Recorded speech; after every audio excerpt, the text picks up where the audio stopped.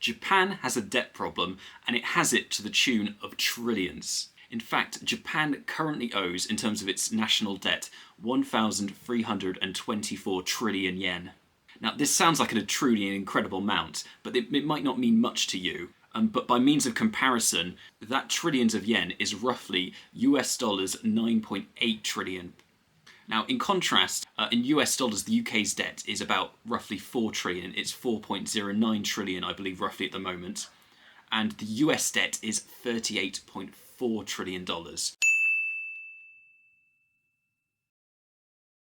Now, it's worth mentioning, of course, that this is sort of apples to oranges because the Japanese economy population is very different to the UK's economy population and, of course, the USA's economy population. So, relatively, these amounts are very different. It's apples to oranges just to have a look at these gross sums. I mean, the gross domestic product is so different between, of course, the UK, Japan, and the US.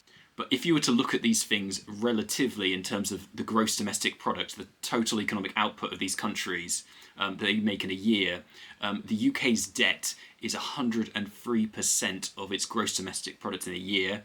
The USA's is 125%, and for Japan it's 235%. So incredibly more, those two figures.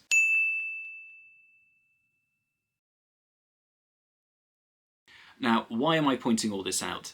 Well, recently, Zach Polanski, sort of the left-wing leader of the Green Party in the UK, was talking about this, and he made the argument or point that it's possible for the UK, as in some eventualities, to take on more debt, because if you were to compare the UK to Japan, they, relatively to their GDP and the size of their economy, owe a lot more than the UK does. So arguably the UK could do what Japan does, I suppose he could argue, or it's a possibility that they could take on more debt simply because Japan do.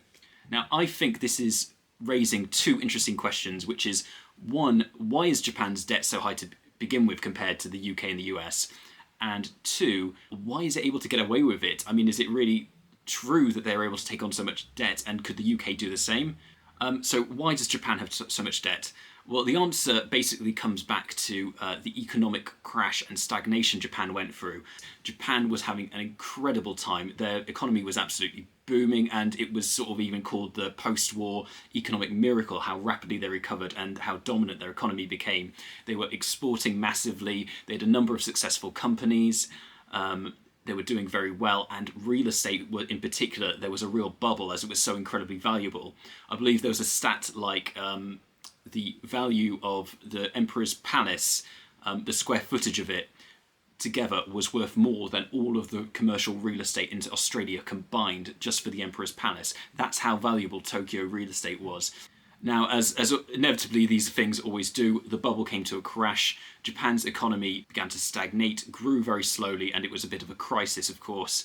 And so successive governments, in order to cover Japan's spending and also to sort of try and stimulate the economy, deal with this stagnation, lack of growth Japan's having, they sort of took on debt and put it back in terms of their spending, and also trying to stimulate the economy, investing. I guess you could say quantitative easing, taking on debt, investing in the economy to try and stimulate growth. That's where a lot of this debt has come from since that period of crash and what you'd call Japan's lost decade of growth. And just sort of putting all these stimulus efforts in is how they've been able to build up such debt over time. Now, how has Japan been able to get away with it relatively? How have they been able to take on so much debt compared to the other countries? Well, I suppose one factor is, of course, that Japan has their own currency, of course, although the UK and the US both do. Another factor is that a lot of the debt is held domestically within Japan, so it's held by Japanese banks and institutions. So, the Bank of Japan. So there's limited exposure to sort of foreign markets, foreign lenders, and it's sort of or at least a large chunk of Japan's debt, I believe, is held domestically, is my understanding. So there's sort of less exposure that way, and there's sort of more control over it, and sort of less risk exposure to foreign markets, as I say. Another factor is that sort of due to Japan's monetary policy, there's very, very low interest rates, which means managing this large sum of debt is relatively less expensive. This is a situation that the UK had until recently. They had quite low interest rates, I believe, the UK, whereas recently it's risen, which would arguably making what Japan has done more difficult to manage and more expensive in the long run if you're holding this debt, as you have to, of course, provide incentives for lenders to give to you. You have to match that higher interest rate, and so borrowing more and building up the debt becomes more expensive. Whereas in Japan, I believe the interest rate is relatively low, which makes managing this high amount of debt easier to manage.